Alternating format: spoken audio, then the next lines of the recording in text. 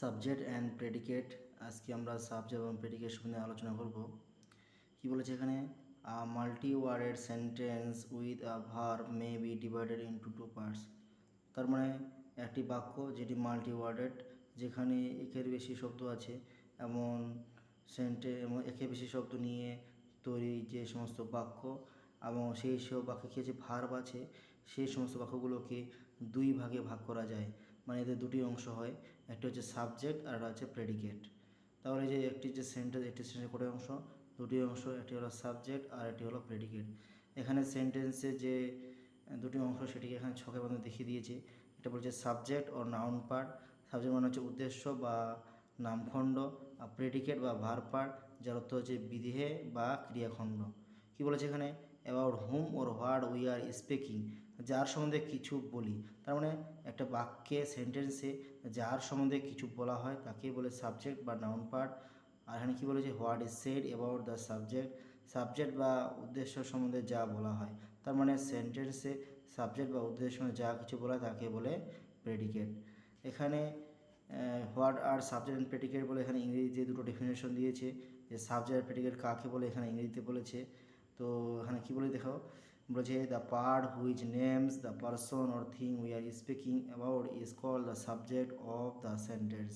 এখানে কী বলেছে, যে অংশটি দিয়ে কোনো ব্যক্তির, পার্সনের নাম, ব্যক্তির নাম অথবা থিং, কোনো বস্তুর নাম বোঝায়, এবং যেটার সম্বন্ধে কী বলি, আমরা বলি থাকি, আমরা কথা বলি একটি বাক্যে, সেই অংশটাকে বলা হয় সাবজেক্ট। তার মানে কী বলেছে এখানে, যে একটি সেন্টেন্সে যে ব্যক্তি বা বস্তু সম্বন্ধে কিছু বলা হয় তাকে বলে সাবজেক্ট। পরে কি বলেছে, the part which tell something about the subject is call the predicate of the sentence. তার মানে সাবজেক্ট সম্বন্ধে যা কিছু বলা হয়, যে অংশটা সাবজেক্ট সম্বন্ধে কিছু বলে থাকে তাকেই বলে প্রেডিকেট। এবার এখানে সাবজেক্ট বা নাউন পার্ট, এখানে আরও ডেফিনেশন ভালো ধরে দিয়েছে, যে subject part of the sentence consist of noun, pronoun or adjectives. বলছি যে একটি সেন্টেন্সে যে সাবজেক্ট, সেখানে মূলত কী থাকে, মূলত সেখানে নাউন থাকে, প্রোনাউন থাকে অথবা অ্যাডজেক্টিভ থাকে। এখানে কী বলেছে, সাবজেক্টস বা উদ্দেশ্য খণ্ডে থাকে নাউন, প্রোনাউন বা অ্যাডজেক্টিভ, যেটা আমি বললাম ওটা এখানে বাংলা বা ডেফিনেশন বাংলা এবার বলেছে এখানে। পরে আবার বলেছে যে প্রেডিকেট বা verb part, the predicate part of the sentence consist of finite verbs, objects, complements, adverbials and modifiers।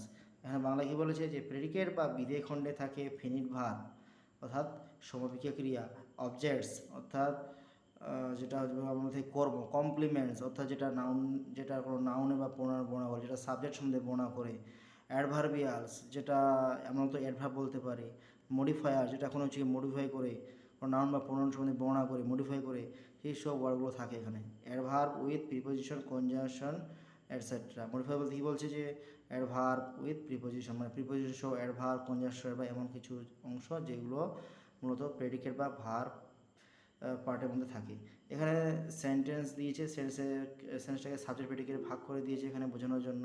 বলেছে the boy got the prize, এটা সেন্টেন্সটা the boy got the prize. এখানে সাবজেক্ট কি, দ্য বয়, কেন এখানে ছেলেটির সম্বন্ধে বলা হচ্ছে, তাহলে দ্য বয় হচ্ছে সাবজেক্ট, আর গট দ্য প্রাইজ এটা হচ্ছে সাবজেক্টের সম্বন্ধে বলা হয়, এটা হচ্ছে প্রেডিকেট। পরে বলেছে the intelligent boy got the prize for standing first in the exam. এখানে দ্য ইন্টেলিজেন্ট বয় হচ্ছে সাবজেক্ট, কেননা এখানে দ্য ইন্টেলিজেন্ট বয়, চালা ছেলেটির সম্বন্ধে বলা হচ্ছে, তাই দ্য ইন্টেলিজেন্ট বয় হচ্ছে সাবজেক্ট। আর বলেছে এখানে got the prize for standing far in the exam, এখানে সাবজেক্ট সম্বন্ধে বলা হয়েছে, তাই এটা হলো প্রেডিকেট। কী বলেছে এখানে, উপরের উদাহরণে বয় হলো মূল সাবজেক্ট, এই যে বয় আর এই যে বয়, এই বয় আর দুটো সেন্টেন্সে বয় সাবজেক্টে দুটি বই হচ্ছে মূল সাবজেক্ট, তাই একে বলে সাবজেক্ট প্রপার। তার মানে যেটা মূল সাবজেক্ট সেটাকে বলে সাবজেক্ট প্রপার। আর দা এবং ইন্টেলিজেন্ট, এখানে যে দা আর এখানে দা আর ইন্টেলিজেন্ট, এটা হলো মূল সাবজেক্টের বাড়তি অংশ, একে বলে অ্যাডজান্স টু সাবজেক্ট। তার মানে যেটা সাবজেক্টের বাড়তি অংশটা বলে অ্যাডজান্স টু সাবজেক্ট, আর যেটা স্মুথ সাবজেক্ট তাকে বলা হয় সাবজেক্ট প্রপার। এখন কী বলেছে, সাধারণত সেন্টেন্স ফরমেশন বা বাক্য গঠনের নিয়ম অনুযায়ী আগে সাবজেক্ট এবং পরে প্রেডিকেট বসে। তার মানে কি, সেন্টেন্সে আগে সাবজেক্ট এবং পরে প্রেডিকেট থাকে।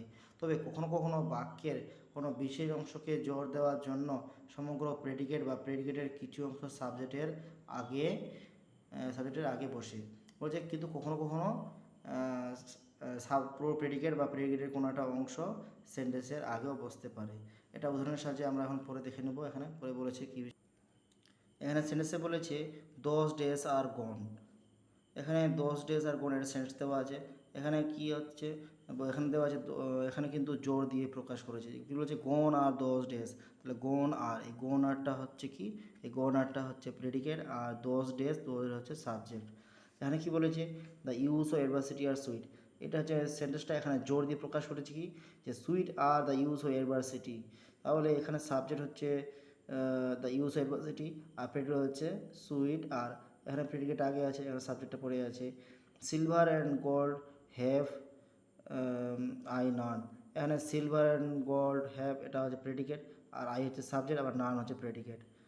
তাহলে আমরা যেটা জানতে পারলাম সেটা হচ্ছে যে সাধারণত সাবজেক্টটি সেন্টেন্সের আগে থাকে আর প্রেডিকেট পড়ে থাকে, কিন্তু কখনো কখনো এমন সেন্টেন্স দেখা যায় যেখানে প্রেডিকেটটি আগে থাকে আবার সাবজেক্টে পড়ে থাকতে পারে। আবার এমন দেখা যায় যে প্রেডিকেটের কিছুটা অংশ সাধারণত আগে, আবার কিছুটা অংশ সেন্টেন্সে একদম শেষে থাকে। তো আজকে আমরা সাবজেক্ট আর প্রেডিকেট বিষয়ে জানলাম। এরপরে আমরা কোনো বিষয় নিয়ে জানবো। থ্যাংক ইউ সো মাচ আমার পুরো ভিডিও দেখার জন্য।